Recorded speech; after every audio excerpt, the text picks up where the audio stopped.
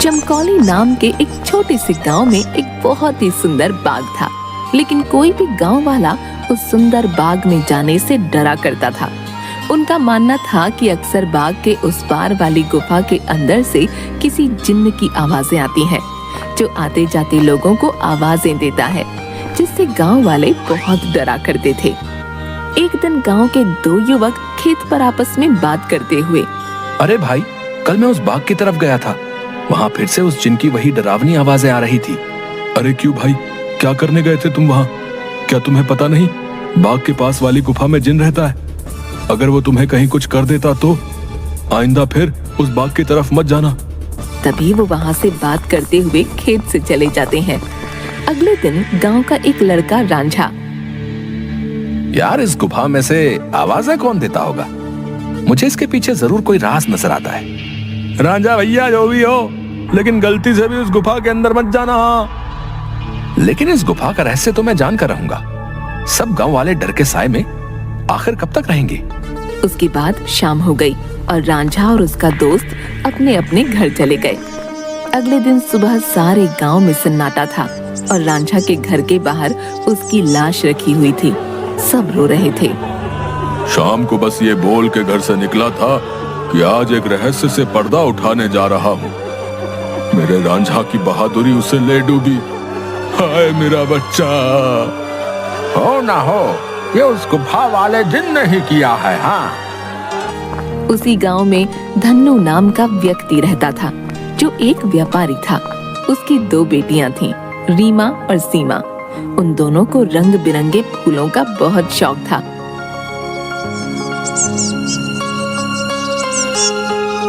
बहुत दिन हो गए हैं, चलो आज हम गांव के बाग में चलते हैं। न जाने क्यों हमें बाबूजी उस बाग में जाने से मना करते हैं। इस पूरे गांव में एक वही जगह है जहाँ कितने सुंदर सुंदर फूल होते हैं। हाँ सीमा, वो बाग सच में बहुत सुंदर है। उस बाग में बहुत सुंदर सुंदर फूल होते हैं, लेकिन बाबूजी हमें जाने नहीं देते। वो कहते हैं गांव के बाग के उस पार एक गुफा है जो बहुत ही भयानक है, हमारा जाना वहाँ सही नहीं होगा। लेकिन गांव की रांझा भाई की मौत के बाद तो गुफा और ज्यादा डरावनी लगने लगी है। अरे रीमा, ये सब झूठी बातें हैं, मुझे नहीं लगता वहाँ ऐसा कुछ है। और वैसे भी गांव वालों ने उस जिन्न को देखा नहीं, बस उसकी आवाज ही सुनी है। अगर सच में वहाँ कोई जिन्न होता तो क्या गांव वालों के सामने नहीं आता? हाँ, बोल तो सही रही हो सीमा, मुझे भी लगता है कि वहाँ कुछ नहीं है। चलो ठीक है, हम दोनों कल ही बाग में जाएंगे और हो सके तो क्या पता रांझा भाई की मौत का राज भी पता चल जाए। हाँ, कुछ नहीं है, वहाँ हम दोनों सुबह चलेंगे, तब तुम खुद ही देख लेना। लेकिन बाबूजी हमें नहीं जाने देंगे सीमा। कल बाबूजी सुबह किसी काम से शहर जाएंगे, उनके जाते ही हम दोनों बाग में जाएंगे। रीमा अपना सिर हिलाती हुई ठीक है। इसके बाद दोनों बहनें अपने कमरे में जाकर सो जाती हैं। अगली सुबह, देखो मेरी प्यारी बेटियों, मैं किसी काम से शहर जा रहा हूँ। तुम दोनों अपना ख्याल रखना और उस बाग में फूल तोड़ने मत जाना। वो जगह अच्छी नहीं है, कोई भी गांव वाला वहां नहीं जाता। पता है ना, रांझा भी वहीं जाने से मारा गया था। हम दोनों बहनें उस बाग में नहीं जाएंगी। इसके बाद धन्नू वहां से चला जाता है। उसके जाते ही दोनों बहनें उस बाग की तरफ जाने लगती हैं कि तभी एक गांव का आदमी उन्हें देख लेता है। अरे सीमा और रीमा बिटिया, तुम इस बाग की तरफ कहाँ जा रही हो? क्या तुम्हें नहीं पता कि बाग की उस तरफ एक गुफा है जो बहुत ही डरावनी है? वहाँ से अक्सर किसी जिन की आवाज आती है। अरे काका, हम दोनों बस बाग में ही जा रहे हैं, वहाँ से कुछ फूल लेकर बस अभी आ जाएंगे। आप चिंता मत कीजिए, हम बाग के उस तरफ वाली गुफा में नहीं जाएंगे। चलो ठीक है बेटिया, लेकिन तुम दोनों शाम होने से पहले आ जाना। अच्छा, अब मैं चलता हूँ। इसके बाद वो आदमी वहाँ से चला जाता है। थोड़ी दूर चलने पर सीमा और रीमा देखती हैं कि दो चोर आपस में बातें कर रहे होते हैं। अरे भाई, हम ये सही कर रहे हैं क्या? गांव वाले तो कहते हैं उस गुफा में एक जिन रहता है जो लोगों को आवाजें देता है। मुझे नहीं लगता है, ऐसा कुछ है। वो गुफा गांव के सरपंच की है। मुझे तो लगता है उसमें बहुत सारा खजाना होगा। सब गांव वालों को डराने का बहाना है। बस चलो, चलकर आज देख ही डालते हैं। इसके बाद वो दोनों गुफा की ओर जाने लगते हैं। उन्हें गुफा की ओर जाता देख रीमा और सीमा भी उनके पीछे जाने लगती हैं कि तभी वो देखती हैं कि वो दोनों चोर गुफा के अंदर जाने ही वाले होते हैं कि वहाँ एक औरत आती है जो देखने में काफी भयानक होती है और उसके हाथ में एक टोकरी होती है जिसमें बहुत सारे रंग बिरंगे फल होते हैं। तभी वो औरत उन दो चोरों से कहती है, कहाँ जा रहे हो तुम दोनों? क्या तुम्हें पता नहीं इस गुफा में एक जिन्न रहता है? वो तुम्हें मार डालेगा। चले जाओ यहाँ से, चले जाओ। क्या कहा? जिन? अरे पापा। कि तभी उस जिन्न की आवाज आती है, कौन है वहाँ? क्या कोई मुझे सुन पा रहा है? अंदर आओ, निकालो मुझे यहाँ से। जिन्न की ऐसी डरावनी आवाज सुनकर वो दोनों डर जाते हैं। अरे भैया भागो, इस गुफा के अंदर तो सच में कोई जिन है, भागो यहाँ से।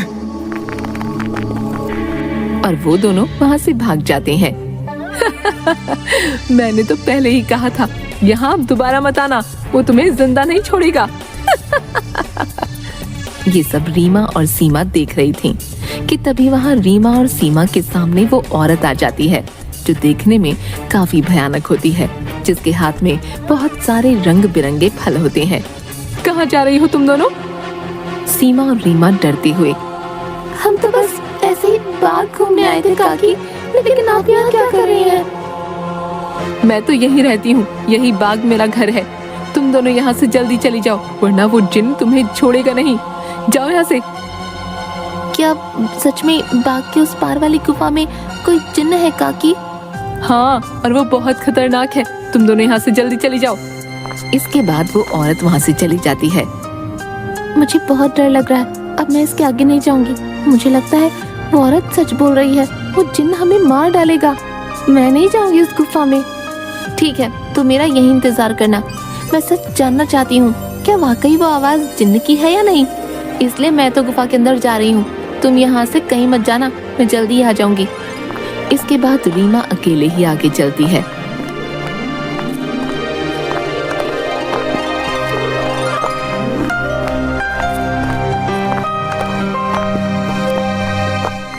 रीमा चलते चलते उस गुफा के पास पहुंच जाती है।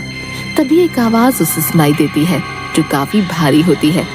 ऐसा लगता है जैसे किसी रोते हुए इंसान की आवाज हो वो। कोई है यहाँ? मुझे यहाँ से बाहर निकालो। मैं इस गुफा में बरसों से कैद हूँ, निकालो मुझे यहाँ से। रीमा बड़ी हैरानी से वहीं खड़ी हो जाती है। कौन हो तुम और क्यों मुझे आवाज लगा रहे हो? क्या तुम वही जिन्न हो जिसके बारे में गांव वाले बात करते हैं? क्या सच में तुम यहाँ इस गुफा में हो? हाँ, मैं जिन हूँ। मैं कई सालों से इसी गुफा में कैद हूँ। मेरी सहायता करो लड़की, मेरी बात मानो। मैं तुम्हें कोई नुकसान नहीं पहुंचाऊंगा।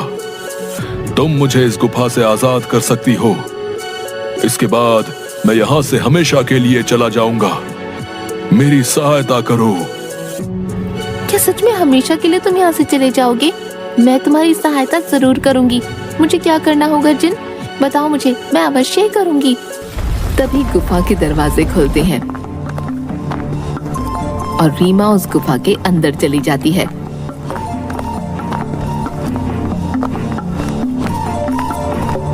जैसे ही वो अंदर जाती है, एक बहुत बड़ी अजीब से जानवर की परछाई उसे नजर आती है जो देखने में बहुत ही डरावनी होती है। आओ लड़की, तुम्हारा जिन की इस गुफा में स्वागत है। मैं कई सालों से गुफा के बाहर आते जाते लोगों को आवाजें लगाता हूँ। सब गांव वाले डर कर भाग जाते हैं। कोई भी गांव वाला इस गुफा में आने की हिम्मत नहीं कर पाता। लेकिन तुम बहुत ही बहादुर लड़की हो जो इस गुफा में अकेली चली आई हो। क्या तुम जिन्न हो? लेकिन तुम मुझे दिखाई क्यों नहीं दे रहे हो? क्या तुम किसी को दिखाई नहीं दे सकते हो? नहीं, मैं जिन नहीं हूँ लड़की। मैं उस जिन की परछाई हूँ। वो जिन तो इस गुफा के कैद खाने में बरसों से कैद है। वो बाहर नहीं आ सकता है। मैं उसकी परछाई हूँ। परछाई? तुम मुझे ये बताओ कि वो जिन इस गुफा में कैद क्यों है? क्या जिन्न के इस गुफा में रिहा होने का कोई मार्ग नहीं है? मार्ग है लड़की, और तुम उस मार्ग तक पहुंच सकती हो, लेकिन इसके लिए तुम्हें इस गुफा के तहखाने में जिन के पास जाना होगा। वही जिन तुम्हें उसकी मुक्ति का राज बताएगा। जिसके बाद रीमा हाथ में जलती हुई एक आग की मशाल लेकर उस गुफा की ओर जाती है। जैसे ही रीमा तहखाने के अंदर जाती है तो उसे एक आग जलती हुई दिखाई देती है। वो जैसे ही उस आग के पास जाती है, हे जिन, मैं यहाँ तुम्हारी मदद करने आई हूँ, क्या तुम मुझे सुन सकते हो? उसे उस जिन्न की आवाज आती है। आओ बहादुर लड़की, मैं तुम्हारा ही इंतजार कर रहा हूँ। मैं जानता हूँ कि तुम ही मुझे इस गुफा से मुक्ति दिला सकती हो। तुम्हारा इस गुफा में स्वागत है लड़की। तुम बहुत ही बहादुर हो जो इस गुफा में आई हो। मेरा नाम जिनाद है। मैं यहाँ कई सालों से बंद हूँ। मेरे सामने आओ जिन्नात, मैं तुम्हें देखना चाहती हूँ। कि तभी अचानक से जिन्नात उसके सामने आता है, जो बहुत ही डरावना होता है। एक बहुत ही भयानक सा दिखने वाला, जिसके सिर पर एक लंबी चोटी होती है जो काफी बड़ा होता है। रीमा के सामने वो आता है। उसे देखकर रीमा थोड़ा डर जाती है। देखो, तुम डरो मत लड़की, मैं तुम्हें कुछ नहीं करूंगा। मैं जानता हूं कि तुम मेरी मदद करने आई हो, लेकिन मेरी मदद करना इतना भी आसान नहीं है। तुम एक बार और सोच सकती हो। क्या तुम वाकई मेरी मदद करना चाहती हो? लेकिन मैं तुम्हारी मदद कैसे कर सकती हूँ, और तुम यहाँ कैद कैसे हुए? बताता हूँ। बहुत साल पहले इस गुफा में एक औरत रहती थी। वो बहुत गरीब थी। वो गुफा के बाहर वाले बाग से फल तोड़ा करती थी और उन्हें ही खाया करती थी। एक दिन उसने बाग के सारे फल तोड़ लिए और यहाँ इस गुफा में लेकर आ गई। उन्हीं फलों के बीच एक रहस्यमयी फल भी था, जो बहुत ही चमकदार था और जिस पर मेरी नजर थी। वो फल मेरी उम्र 100 साल और बढ़ा सकता था, लेकिन मैं उस फल को तब तक नहीं छू सकता था जब तक कोई इंसान उस फल को उसके पेड़ से तोड़ ना ले। एक दिन वो औरत चमकदार फल को उसके पेड़ से तोड़कर इस गुफा में ले आई। जब मैंने देखा तो मैं उसके पीछे इसी गुफा में आ गया और मैंने उससे कहा कि हे औरत, तुम जो बाग से सबसे सुंदर और चमकदार फल तोड़कर लाई हो, वो मुझे दे दो। इसके बदले में तुम जो भी 2 इच्छाएं मांगोगी वो पूरी होंगी। ठीक है, मैं तुम्हें वो फल दे देती हूँ, लेकिन मेरी 2 इच्छा है। पहली ये कि तुम मुझे वरदान दो, आज से ये बाग मेरा होगा, और दूसरी ये कि तुम इस गुफा में ही कैद रहोगे, ताकि इस बाग में कोई भी तुम्हारे डर से ना आ सके, और हमेशा के लिए मैं ही इस बाग में राज करूं। वो औरत मुझे फल तो दे देती है। उस फल से मेरी उम्र तो 100 साल बढ़ गई, लेकिन उस औरत को दिए गए वरदान की वजह से मैं यहीं कैद हो गया। तब से ही मैं इस तहखाने में कैद हूँ। क्या अब से पहले किसी ने आपको यहाँ से बाहर निकालने की कोशिश नहीं की? इससे पहले गांव के एक लड़के ने मुझे बचाने की हिम्मत दिखाई थी, लेकिन जैसे ही वो लड़का उस चमत्कारी फल को लेकर गुफा में आ रहा था, तभी उस बूढ़ी औरत ने उसको मौत के घाट उतार दिया और सारे गांव में बात फैल गई कि मैंने उसको मारा है। हाँ, वो लड़का हमारे गांव का रांझा भैया थे। उसको उस बूढ़ी औरत ने मारा। मैं आपको यहाँ से आजाद जरूर करवाऊंगी, लेकिन मुझे तुम्हें यहाँ से आजाद कराने के लिए करना क्या होगा? तुम्हें यहाँ से उस बाग में जाना होगा। वहाँ तुम्हें उस बाग में रहने वाली उसी औरत की झोपड़ी दिखेगी, जिसके कारण मैं इस गुफा में कैद हूँ। तुम्हें उसकी झोपड़ी में जाना होगा। वहां से तुम्हें सबसे सुंदर और चमकदार फल लाना होगा। मेरी मुक्ति का राज उस फल में ही कैद है। ध्यान रखना बहादुर लड़की, उस औरत की झोपड़ी में कोई नहीं जा सकता है। जब वो सो रही होगी, तुम्हें तब ही जाना होगा और उसकी फलों की टोकरी में से सबसे चमकता फल लेकर आना होगा। उसी फल में तुम्हें मेरी मुक्ति का राज मिलेगा। लेकिन तुम्हें यह काम बड़ी होशियारी से करना होगा। अगर उस औरत को पता चल गया तो वो तुम्हें जिंदा नहीं छोड़ेगी। ठीक है जिन, मैं तुम्हारे लिए वो चमकदार फल जरूर लेकर आऊंगी। मैं तुम्हारा इंतजार करूंगा, बहादुर लड़की। इसके बाद रीमा वहाँ से बाग में जाती है और उस औरत की झोपड़ी की ओर बढ़ने लगती है। रीमा देखती है कि उस औरत की झोपड़ी में कोई नहीं है। वो इधर उधर देखती है और उस झोपड़ी के अंदर चली जाती है। रीमा अंदर जाकर देखती है कि बहुत सारे फल उस औरत की झोपड़ी में रखे हैं। अरे ये तो कितने सारे फल हैं, लेकिन इन सब में कोई भी फल बहुत ज्यादा नहीं चमक रहा। तभी अचानक रीमा देखती है कि वही औरत अपनी झोपड़ी की तरफ आ रही है। ये देखते ही रीमा दरवाजे के पीछे छुप जाती है। वो औरत अपनी झोपड़ी में आती है और उसके हाथ में एक टोकरी होती है जिसमें बहुत सारे फल रखे होते हैं। वो अपनी टोकरी एक टेबल पर रख देती है और पास ही पड़ी चारपाई पर सो जाती है। ये देख थोड़ी देर बाद रीमा बाहर आती है और उन फलों की टोकरी में से सबसे चमकता फल देखती है। लगता है यही वो चमकदार फल है जिसके बारे में वो जिन बात कर रहा था। रुको लड़की, तुम मेरा ये जादुई फल लेकर कहाँ जा रही हो? मुझे मेरा फल वापस करो, वरना मैं तुम्हें यहाँ से नहीं जाने दूंगी। रीमा ये सुनकर डर जाती है। मुझे ये फल ले जाने दो काकी, मैं इस फल को उस जिन्न को देकर उसे उस गुफा से आजाद कराना चाहती हूँ, ताकि सारे गांव वाले बिना डरे यहाँ सकें। मुझे इस फल को लेकर जाने दो काकी। क्या कहा लड़की? तुम मेरी कई सालों की मेहनत पर पानी फेर देना चाहती हो? उस जिन्न के रिहा होते ही ये सब गांव वाले मुझे इस बाग से निकाल देंगे। नहीं नहीं, मैं ऐसा नहीं होने दूंगी। मुझे ये चमकदार फल वापस करो।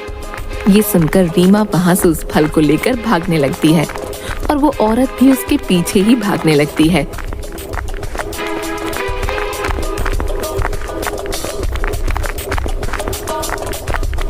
रीमा भागते भागते उस गुफा में पहुंच जाती है। जैसे ही वो गुफा में पहुंचती है, वो जादुई फल उसके हाथ से नीचे गिर जाता है, जिसके गिरते ही तोते में बदल जाता है। रीमा ये देखकर हैरान हो जाती है। तभी वो औरत वहां आ जाती है। ये तुमने क्या किया लड़की?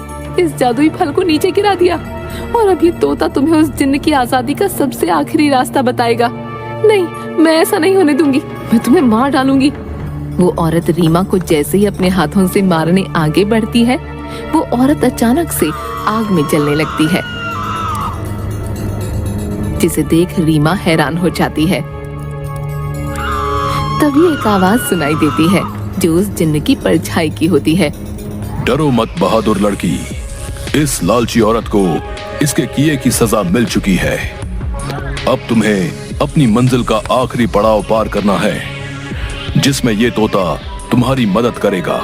तभी अचानक से वो तोता उड़ने लगता है और गुफा में उसी तरफ भागने लगता है जहाँ वो जिन्न कैद था। रीमा भी उसके पीछे पीछे चलने लगती है।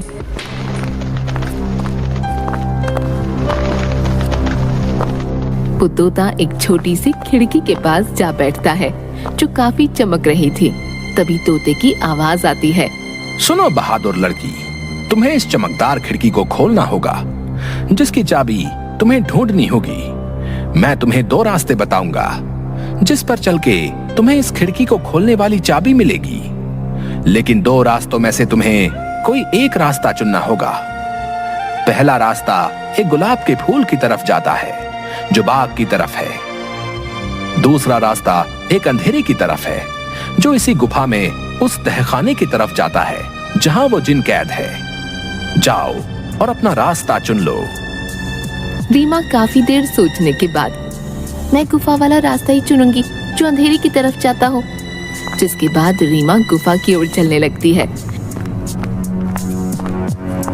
कि तभी रीमा को एक सिक्का दिखाई देता है।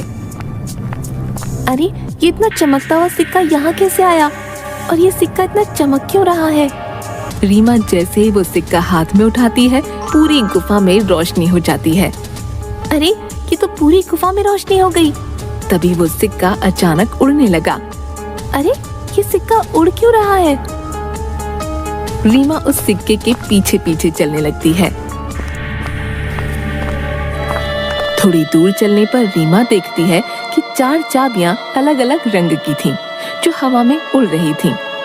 अरे ये तो वही चाबियां हैं जिसके बारे में वो तोता बता रहा था।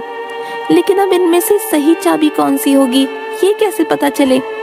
तभी रीमा को एक आवाज आई जो उस जिन्न की परछाई की थी। बहादुर लड़की, तुम्हें इनमें से एक चाबी उठानी है। याद रखना, तुम्हें एक सही चाबी उठानी है। लेकिन याद रहे, तुम्हें बड़ी होशियारी से ही एक चाबी उठानी होगी। अगर तुमने गलती से गलत चाबी चुन ली तो ये चारों चाबियां गायब हो जाएंगी और तुम कभी भी जिनको आजाद नहीं कर पाओगी। ये सुन रीमा हैरान हो जाती है। क्या? हे भगवान, ये किस दुविधा में डाल दिया है। अब मैं कैसे इन चारों चाबियों में से सही चाबी चुनूं? काफी देर सोचने के बाद रीमा देखती है कि चारों चाबियों में से एक चाबी बहुत बड़ी थी, जो लाल रंग की थी, और जिस चमकदार फल के गिरने से वो तोता बना था वो भी लाल ही रंग का था।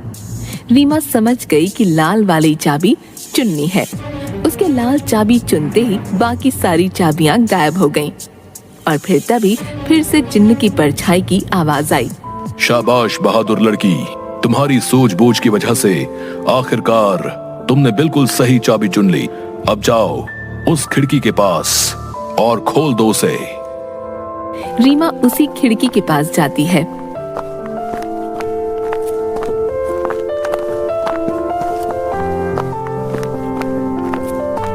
और देखती है कि अभी भी वो तोता उस खिड़की के पास ही बैठा था। ये देखो, मैं इस खिड़की की चाबी ले आई हूँ। तुम वाकई बहुत बहादुर हो लड़की। अब तुम इस चाबी से इस खिड़की को खोल दो। रीमा जैसे ही उस चाबी को खिड़की में लगाती है, खिड़की अचानक से खुल जाती है। रीमा देखती है उस खिड़की के बाहर बहुत रोशनी थी, जिसकी चारों तरफ बहुत सारे चमकदार फल चमक रहे थे और बहुत सारी तितलियां उनके पास मंडरा रही थीं। वो तोता उस खिड़की में उड़ता हुआ चला जाता है और तोता खिड़की के बाहर जाते ही उस जिन्न में बदल जाता है, जो कई सालों से गुफा में बंद था।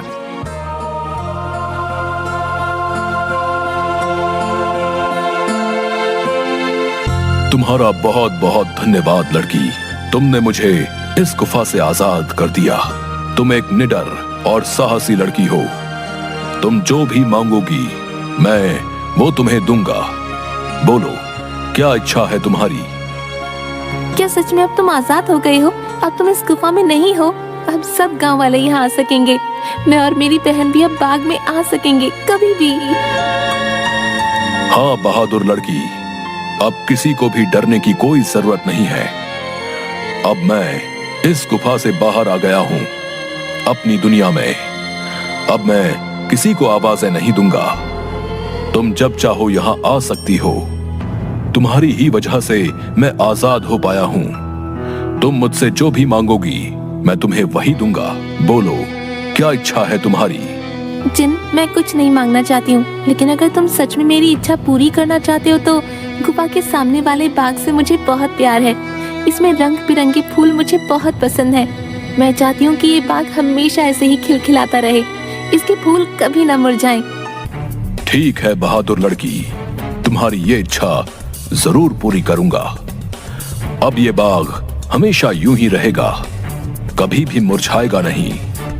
तुम अब जब भी इस बाग के फूलों को देखोगी तो ये हमेशा खिले रहेंगे। अच्छा, अब मैं हमेशा के लिए यहाँ से जा रहा हूँ। इसके बाद वो जिन्न गायब हो जाता है और खिड़की बंद हो जाती है। रीमा जब गुफा से बाहर निकलती है तो सब गांव वाले धन्नू और सीमा बाहर खड़े होते हैं। अरे मेरी बिटिया, आ गई तू वापस। उस जिन ने तुझे कुछ किया तो नहीं? आखिर क्यों गई थी तू उस गुफा के अंदर? अगर वो जिन तुझे मार डालता तो क्या करता मैं? दीदी, तुम ठीक तो हो ना? क्या सच में तुम्हें उस जिन्न ने कुछ नहीं किया? बाबूजी, मैं बिल्कुल ठीक हूँ। अब अंदर कोई जिन्न नहीं है। इस गुफा के अंदर जो जिन्न था अब वो हमेशा के लिए इस गुफा से चला गया है। अब आप सभी को डरने की कोई जरूरत नहीं है, अब कोई भी यहाँ आ सकता है। अरे क्या बोल रही हो रीमा बिटिया? आखिर कहाँ गया वो जिन जो आते जाते लोगों को आवाजें दिया करता था? रीमा गांव वालों को सारी बात बताती है।